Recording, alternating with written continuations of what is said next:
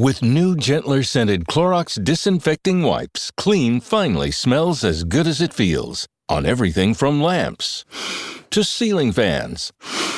Even on your kid's toy shark. Oh, ouch.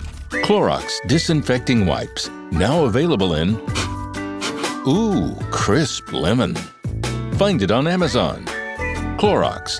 Clean feels good.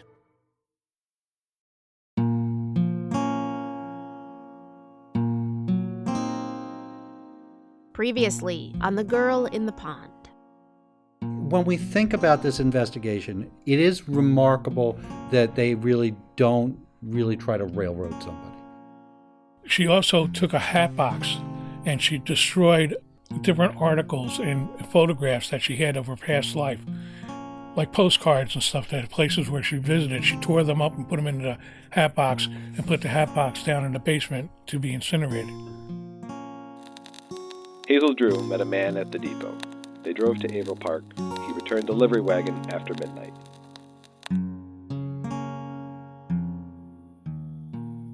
I'm Jessica Marshall. And I'm Patrick Tyne. And we're determined to find out who Hazel Drew was. And what happened to her. This is The Girl in the Pond. Episode 6, Situationships. 'Tis the last rose of summer left blooming alone. All her lovely companions are faded and gone.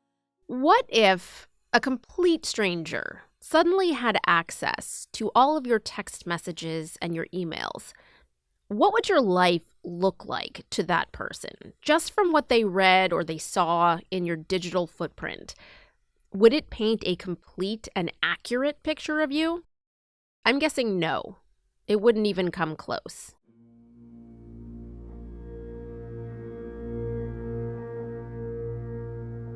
She may not have had texts and emails, but Hazel Drew wrote a lot of letters. And that's all that was left to clue investigators into who she really was and what may have led to her murder. As we mentioned in the last episode, District Attorney Jarvis O'Brien and his county detectives had Hazel's trunk. She shipped it to her parents' house after quitting her job with Professor E.R. Carey on Monday, July 6, 1908. Inside, they found letters from friends. They also found letters in the trash, letters Hazel herself had written. Here's what Mark Marshall told us about those letters. Well, what the investigators found in a wastepaper basket in her Carrie's home where she stayed, they found letters that were written to other people that they received, but she had copies of the letters in a trash bin, written in pencil. And it seemed to them that she would write the letters out first to make corrections and then do a final copy and mail them out. That's an interesting detail. She wrote letters to friends in pencil and then rewrote final copies. To me, that implies that she was meticulous, perhaps a perfectionist, or wanting to portray the image of perfection to others. None of these letters have survived. Neither Mark, nor Sand Lake town historian Bob Moore, nor Rensselaer County historian Kathy Sheehan have ever been able to find any trace of them. Thanks to their research, though, and the relentless newspaper coverage of the case that we dug up, we know a lot about what was in them. Hazel wrote to her chums a lot, specifically to her best friends Carrie Weaver and Mina Jones.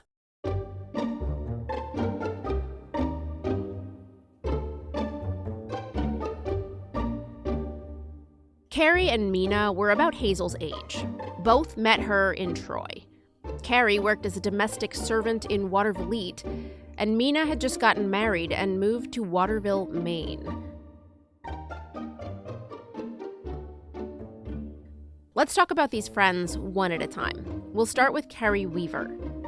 Hazel had told her aunt Minnie Taylor that she was going to visit Carrie in Waterville on Sunday, July 5th. That's after Minnie and Hazel got back from their Independence Day weekend trip. Now, Watervliet is just across the river from Troy. Investigators tried to find Carrie Weaver, but she was on vacation in Ohio at the time. The Times-Union sent a correspondent all the way out there to question her. And Carrie shared a lot of information about her friend with that reporter. Here's what she said. We're using a voice actor here like we have throughout this podcast. Why anyone should have killed Hazel is more than I can imagine, for she never had an enemy as far as I know. I can give no theory and offer no solution of the crime. Carrie said she and Hazel met the previous February. Carrie had been working for a wealthy family down the street from where Hazel was working. From the time we met, we began to chum together. She was an exceedingly fine girl, good habits, honest, and of nice appearance. She was a blonde. The Carries always seemed to think much of her, as did everyone in the neighborhood. Carrie Weaver also said that she and Hazel took a trip to New York City together on Memorial Day weekend of that year. We had never seen the city, and always wanted to. We had intended staying at the Margaret Louise home, but it being full, we stayed at a private boarding house recommended by people at the home. We returned the following Monday. Carrie said they saw the sights, and that was it.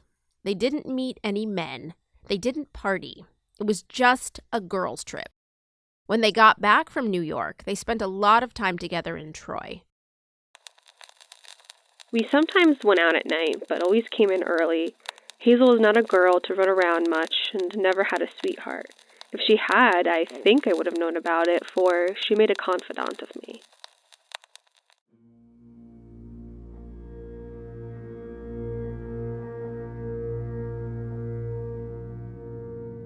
Carrie said the last time she saw Hazel was Friday, July 3rd. But Aunt Minnie said Hazel was going to see Carrie on July 5th. If Hazel didn't visit Carrie, then she was lying to her aunt.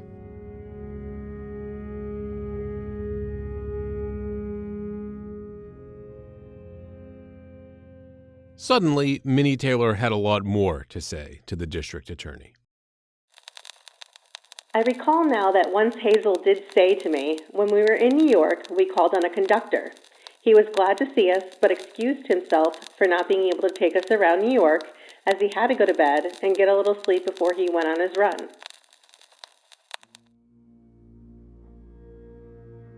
A conductor in New York City. Minnie said she didn't know his name. Carrie Weaver said they didn't hang out with any men in New York. What about Mina Jones? We don't know for sure how she and Hazel met, but Mina's husband told the newspapers that Hazel came over to hang out with his wife a lot. He also said Hazel came to visit Mina when the newlywed couple moved to Providence briefly earlier that year. At the time of the murder, Mina was living in Maine. According to Mina, Hazel told her she had been attacked earlier that year on a Troy street near where she worked.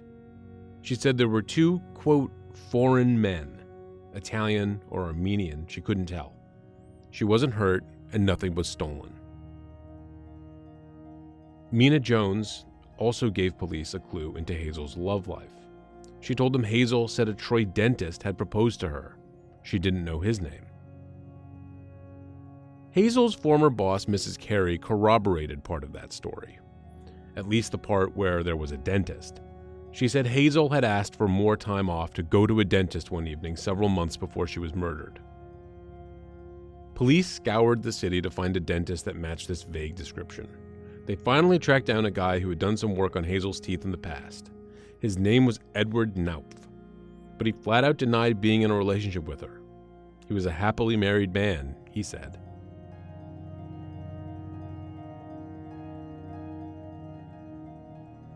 Mina Jones also told investigators one more thing. She had gotten a letter in the last week from Minnie Taylor.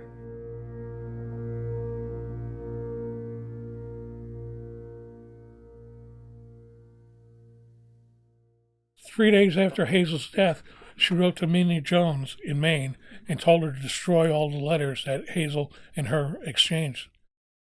We already knew Mark Marshall and Bob Moore do not think very highly of Minnie Taylor's behavior during this investigation. Neither did the DA, nor his detectives, or the media. But we're still wondering, what was Minnie's deal? She was not a suspect, but telling Mina to destroy letters from Hazel? That's sus. But maybe we're just using too much of our modern-day sensibilities to understand the actions of a grieving woman who lived more than 100 years ago. Did she really know something about Hazel's life? Or was she terrified of the truth coming out because she didn't know what it was? We'll be right back.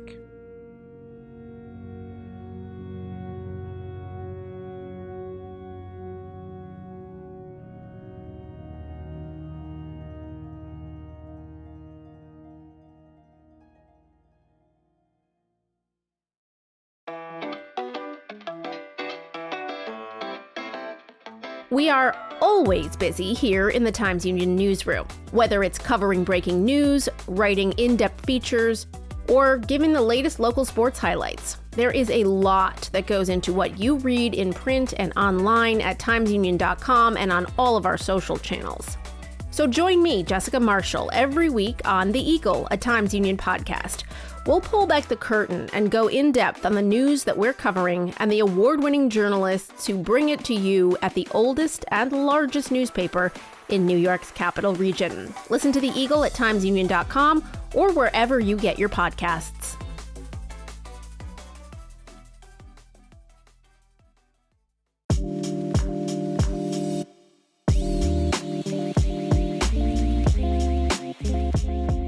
The decisions made at the state capitol in New York impact all of us, from our property taxes to the cost of health care or our civil rights.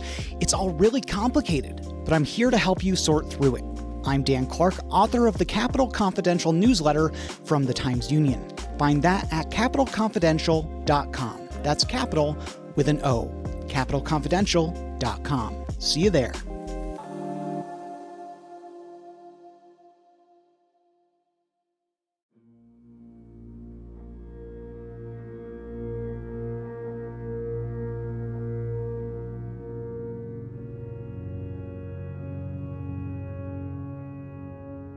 You're listening to The Girl in the Pond.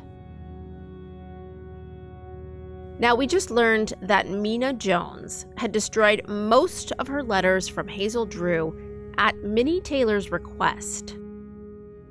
But, despite what the newspapermen might have thought, all was not lost, for investigators found more of Hazel's letters elsewhere.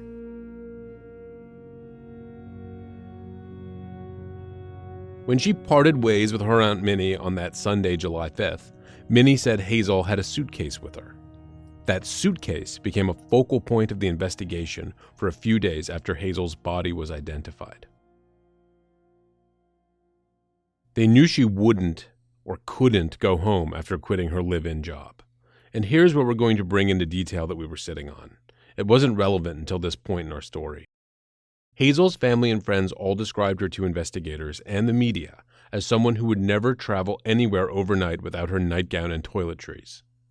She was obsessive about her bedtime beauty routine. So that suitcase had to be somewhere, and wherever that was a vital clue. But the suitcase was MIA. It wasn't in her trunk. It wasn't at her parents' house.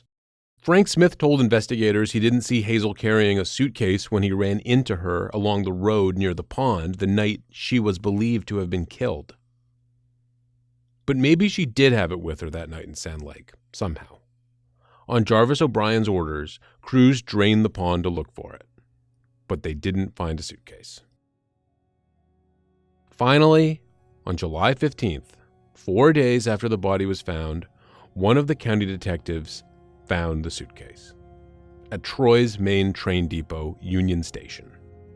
Hazel Drew had checked her suitcase at the baggage desk there at exactly 1:49 p.m. on Tuesday, July 7th, roughly 8 hours before investigators believed she was killed. She never came back for it.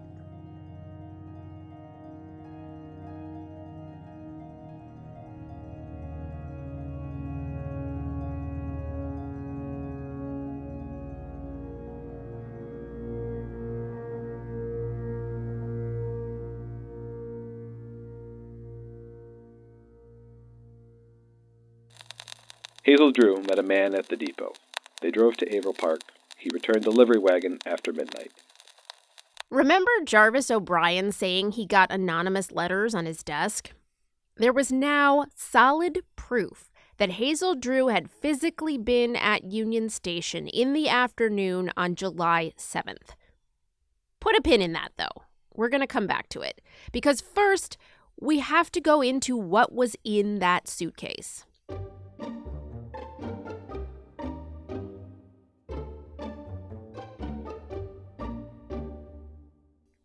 There was Hazel's pink nightgown and her toiletries, all things that she needed for her important bedtime routine.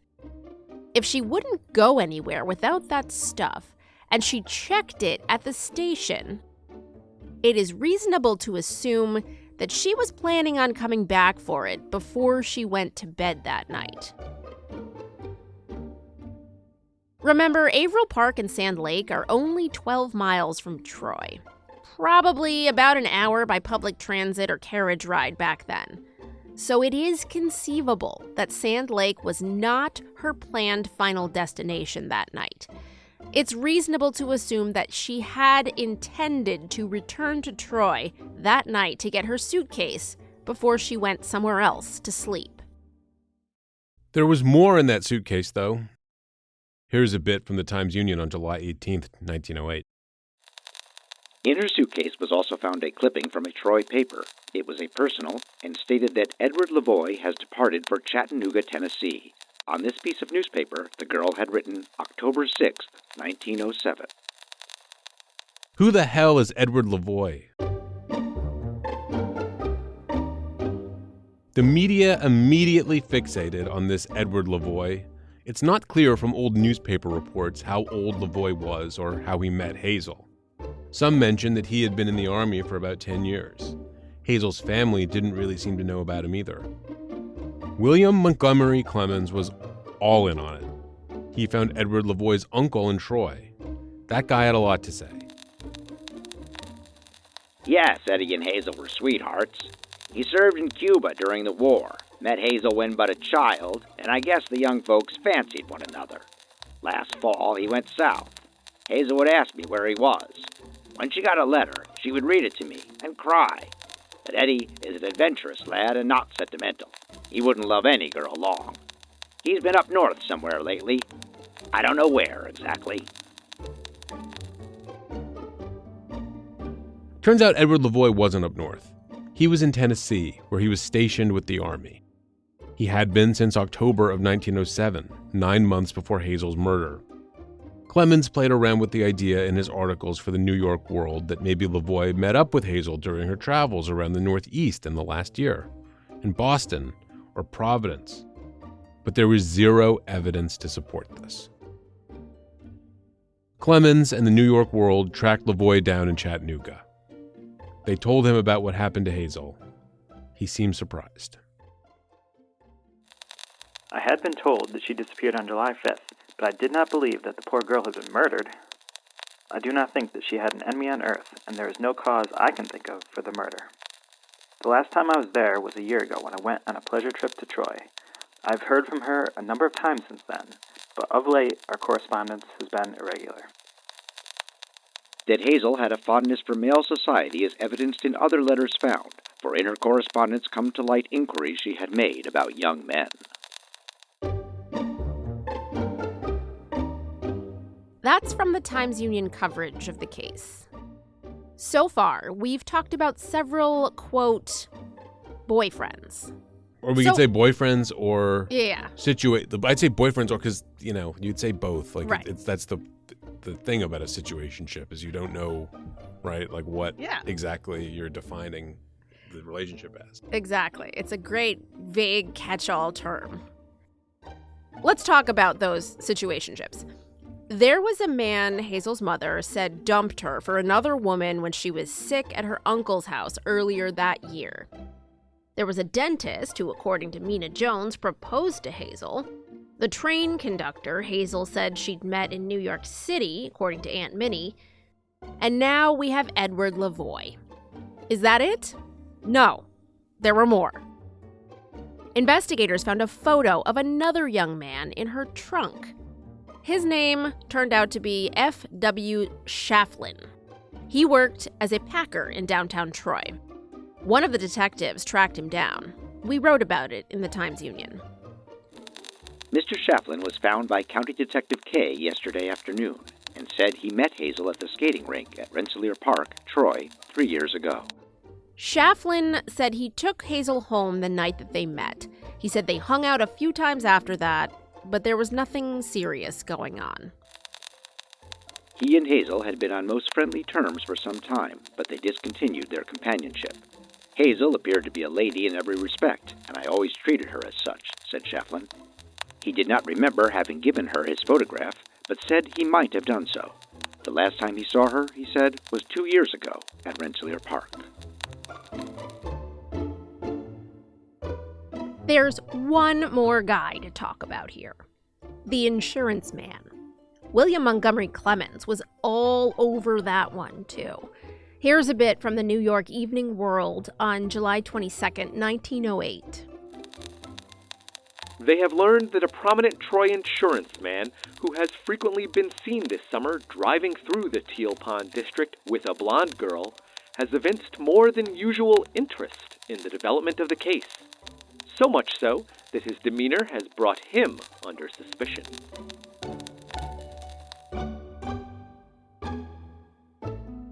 There is no confirmation that this blonde girl is Hazel, of course.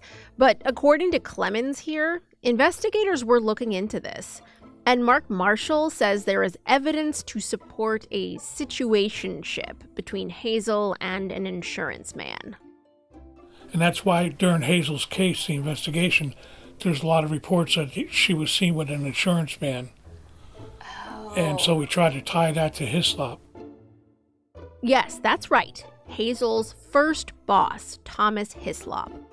Remember, he was the former Troy city treasurer, and he was run out of politics after his deputy was caught stealing money from the tax rolls. Well, it turns out Hislop became an insurance salesman after that whole debacle. Clemens talked to a few members of a Troy men's chorus who met an insurance man in Utica during the week after the body was found. They said that he was talking obsessively about the case.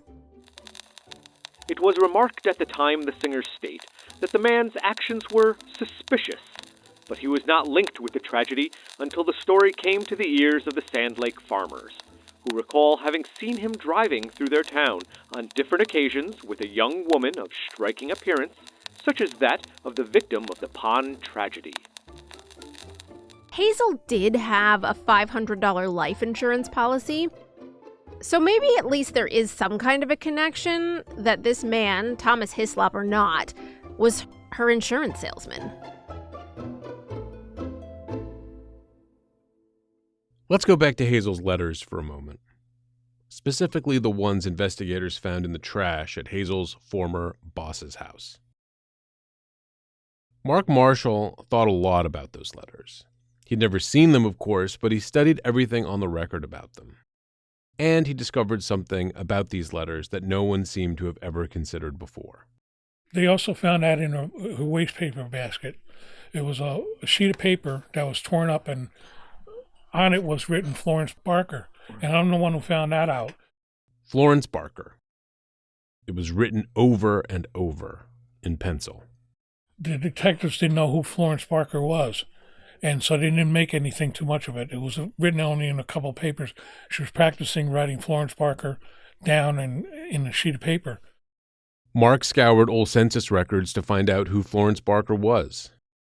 Well, come to find out, she was the wife of William Barker, who lived across the street from the Carries. He was the president of Barker Collar and Cuff in Troy.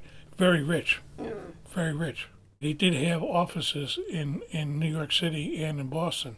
Those are the two cities that Hazel went to. He was like a real magnate. Like he was emblematic of he would be like one of the richest guys in Troy. Yes, he was. Yeah. Would he have known Hazel likely? Like just from being associated across the street? How would you say it? Charismatic. type of guy. He had charisma. He had the riz. Yes. Yeah. Now, he wore glasses, and I was going to ask you if you have access to the Times Union records, papers back then. Oh, yeah. We got them all. We do. In one of them, I think it's July 28th. I can't read the whole thing, but it says something about Hazel being seen down in Troy with a man wearing glasses. Okay. And that rang a bell with Barker because Barker did wear glasses. But I couldn't read the rest of the column Yeah. because it was rolled back. Let's see if I can find that. We found that article. It was from Monday, July 27th, 1908. It was to the effect that Hazel was in the habit of going out with a young man who wore glasses. Just that one line. It doesn't implicate Barker in any way. It doesn't even mention him. But why would Hazel be practicing the signature of William Barker's wife? Was she trying to assume her identity? Because she was having an affair with Barker and they were planning to run away together? Well, that would make for the most salacious headline, but maybe it was something more innocent. The fanciful scribblings of a girl just trying to emulate a woman that she admired. Whatever the case, it certainly does not prove that Barker killed her or had anything to do with her murder. In fact, none of this cataloging of Hazel's situationships really tells us anything about who killed her. Honestly, it's starting to feel a little icky to focus so much on these boyfriends. Maybe it is statistically more likely that a romantic partner is the murderer, but it feels like the media and the investigators at the time, by focusing so heavily on her love life, were still in part placing the blame on the victim here. She had so many boyfriends. Of course she got herself killed. If you're not convinced of that like we are, consider what else was written in the Times Union article that mentions the guy with glasses. The detectives have located nearly every man who had ever been associated with Hazel, and they have learned that the girl was as vain as a peacock and most coquettish. Her one ambition seemed to be that she would glory over girls in her conquests. If she had a sweetheart who was steady in his attentions to her, he has not been discovered or located. The girl had the reputation for liking to have the attentions of scores of men. She liked to boast to her girlfriends that she, quote, could get any fellow she wanted. Most of her callers were one-night stands. For the second time they came around, she managed to get rid of them. She liked to correspond with men whom she met out of town, and these letters she would proudly display to her girlfriends. She wanted to conceal from them that she was employed as a domestic, and it is related that she resorted to many subterfuges to prevent the young men with whom she had been out going all the way home with her. It's very worth noting here that this article says every man she knew said she was a flirt, but every woman who was interviewed said Hazel was a virtuous and proper young lady. That type of dichotomy was very much a cultural mode of that era. You were either virtuous or promiscuous. The women who were questioned felt the need to protect Hazel, and, by extension, each other. The men felt the need to protect themselves. At this point, we have two very different pictures of Hazel's personality. She only exists for us on a page, and it's a painting of a painting. Something's lost in the translation, and we still don't really have a clear picture of who she was. Also, there's never been a consideration that Hazel may have been killed by a woman. Given the lack of solid evidence that we're working with here overall, if Hazel was hell-bent on lording her male conquests over the competition, maybe a jealous friend did it or arranged it. That rabbit hole goes pretty deep. But it doesn't lead to any more clarity on who Hazel was and why she was killed. One more thing. Remember, we kind of made a big deal out of the reporter William Montgomery Clemens finding a hatbox full of Hazel's stuff that was discarded in the basement of the Carey's house. Just sitting there, waiting to be incinerated? What was in that hatbox?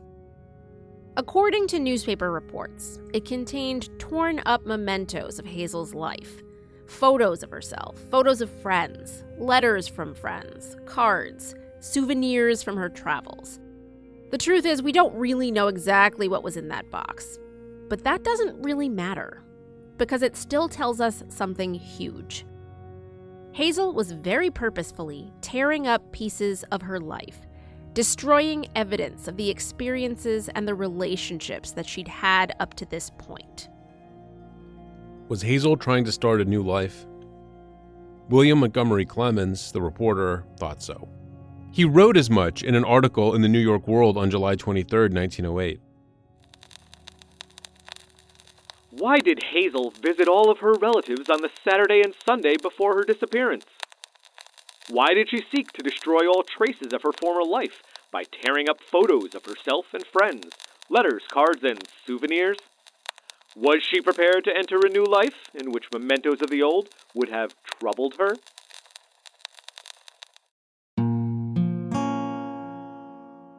She discarded memories. She left her suitcase at a train station. She was practicing the signature of another woman. The idea that Hazel Drew might be trying to leave Troy to start a new life as someone else is not a ridiculous thought. But if she was intent on leaving town to start that new life, why did she go to Teal's Pond that fateful night? Was it because, as the media and investigators may have believed, that she went to meet a boyfriend? Or was there some other reason that we haven't thought of, but that now makes perfect sense? If she was planning on starting a new life somewhere else, could she have gone out to Teal's Pond to say goodbye to somebody? 'Tis the last rose of summer left blooming alone. All her lovely Next time on The Girl in the Pond, we'll trace Hazel's many movements in the days before her body was found. Why did she put that suitcase in the locker in Union Station? She clearly was going someplace. What's that all about? That's weird. Why didn't you take your suitcase with you if you're planning on going traveling someplace? On the way back up, they saw a couple dudes next to the pond that they ended up finding her in. to reflect back her blushes or give sigh for sigh.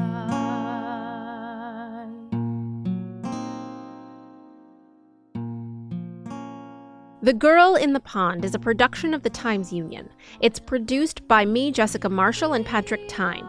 Written and edited by me, Jessica Marshall. Editorial direction and fact-checking by Erica Smith and Casey Seiler. Production help from Daniel Roberts, Sarah Diodato, and Mike Goodwin. Special thanks to Tony Pallone, Amira Ditchy, Steve Hughes, Shannon Froma, Rick Marshall, and David Johnson for lending their voices. Our theme song is The Last Rose of Summer, written by Thomas Moore. Musical arrangement by Matthew A. Streifert. Vocals by Josephine Diodato. Additional music supplied by Lionel Cohen and Francois Couture via Getty Images. Where thy maids of the garden lie scentless and dead.